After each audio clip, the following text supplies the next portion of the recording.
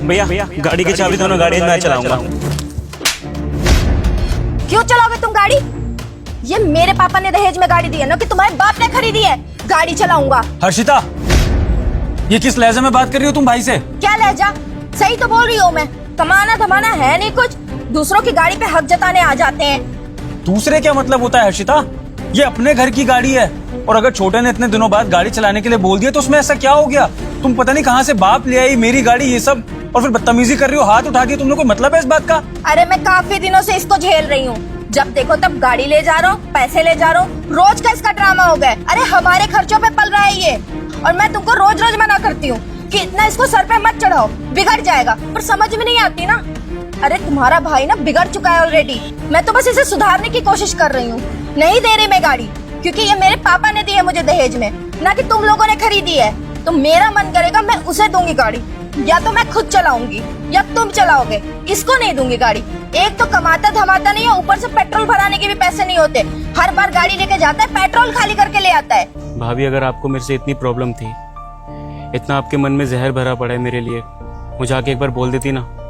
अब भैया के आगे मुझे चाटा मार के बात कर रही है, सोसाइटी में चाटा मार रही है, कोई देख लेगा तो मेरे बारे में क्या सोचेगा? और शायद गलती मेरी है, मैंने बस ये सोचता हूँ कि आप दोनों मेरे अपने हो। भैया ने मुझे कभी बोला नहीं है कि कुछ काम कर, ये कर, और मैं सोचता हूँ कि आप भी मुझे किसी चीज़ के लिए मना नहीं करोगी। वो अभी नई नई ड्राइविंग सीखी है, मेरा भी मन करता है गाड़ी चलाने का। जब भैया की गाड़ी आपकी गाड़ी है तो मैं बाहर जाके क्यों गाड़ी चलाऊँ?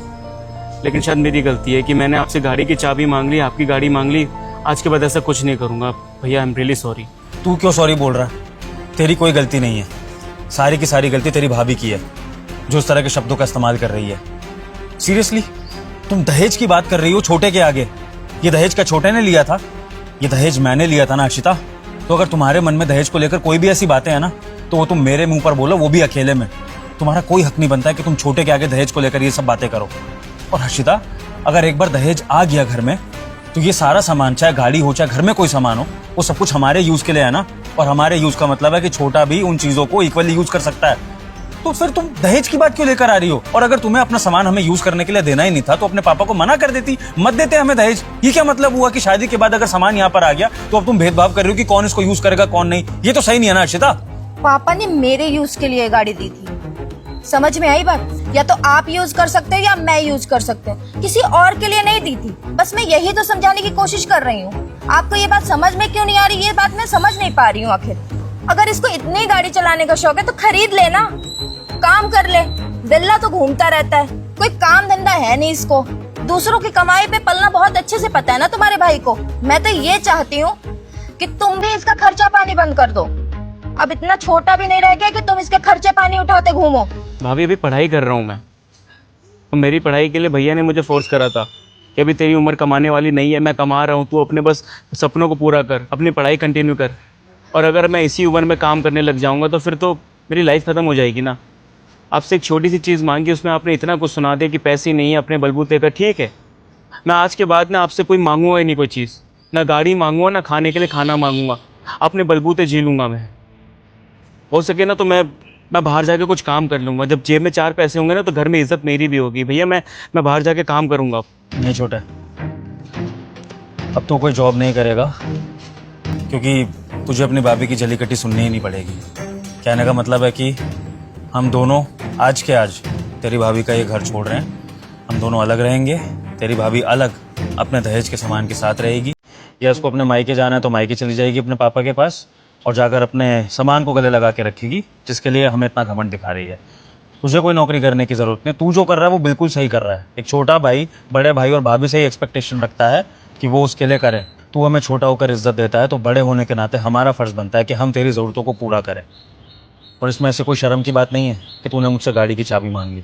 बट हाँ, ये शर्म की बात है कि मैंने शादी में दहेज ले लिया।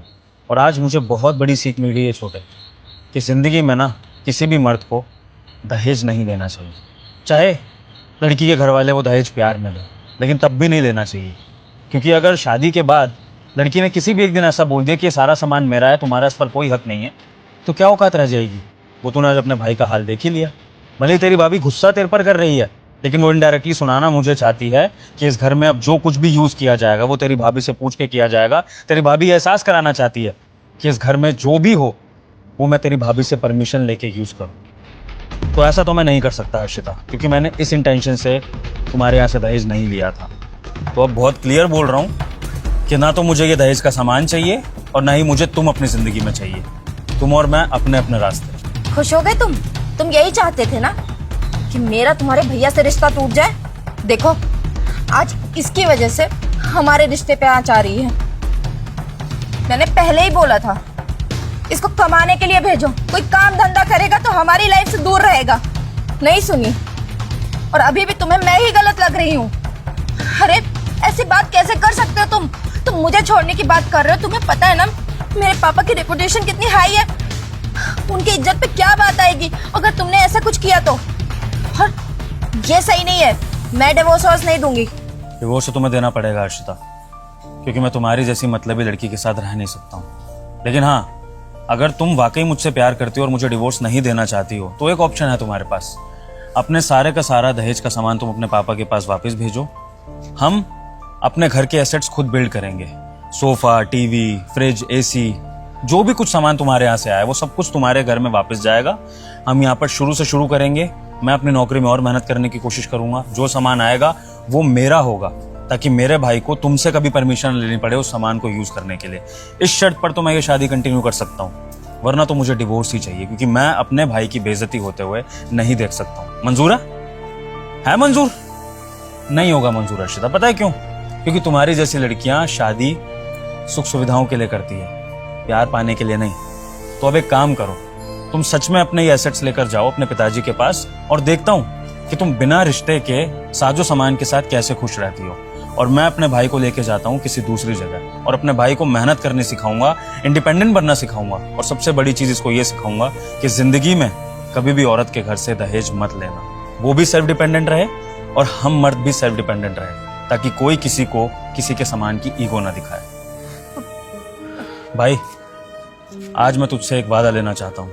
जिंदगी में इतनी मेहनत करी हो ना कि एक दिन खुद के बलबूते पर इससे बड़ी गाड़ी लाकर खड़ी करी हो अपनी भाभी के आगे, और फिर देखता हूँ तेरी भाभी का वो घमंड कहाँ जाएगा। समझ गया? नहीं भैया, मैं आपका छोटा भाई हूँ। जो संस्कार हमारे माँ बाप ने आपको दिए सेम मुझे भी दिए। मुझे घर तोड़ना नहीं, घर जोड़ना आता है। और भाभी, मैं आपका कुछ बुरा नहीं चाहता, ना मैं ये चाहता हूँ कि आपका रिश्ता भैया से टूटे। मैं तो इस घर को सजो के रखना चाहता था, लेकिन शायद आपको मुझसे इतनी नफरत है तो आज के बाद मैं आपके इर्द गिर्द भी नहीं घूमूंगा, आपसे कुछ भी नहीं मांगूंगा, ना आपकी गाड़ी यूज़ करूंगा, मैं कुछ भी यूज़ नहीं करूंगा। लेकिन भैया प्लीज़, आप मेरी खातिर अपना रिश्ता मत तोड़िए। कहते हैं कि अगर रिश्ते एक बार टूट जाते हैं ना, फिर से जोड़ने में पूरी ज़िंदगी लग जाती है। मैं नहीं चाहता कि आपका घर टूटे, आप भाभी से अलग हो जाओ। हो सके तो मैं ही अलग हो जाऊंगा आप सबसे। छोटे, तू सॉरी नहीं बोलेगा, समझा? सॉरी जिसको बोलने की जरूरत है वो सॉरी बोलेगी, और अगर उसको अपनी गलती का एहसास होता है तो मैं सोचूंगा कि मुझे डिवोर्स देना है कि नहीं। लेकिन फिलहाल तू सॉरी नहीं बोलेगा। चल छोटे, हमें जहाँ भी जाना होगा हम ऑटो कर लेंगे। तेरी भाभी ये गाड़ी खुद चला के आ जाएगी, दहेज की गाड़ी।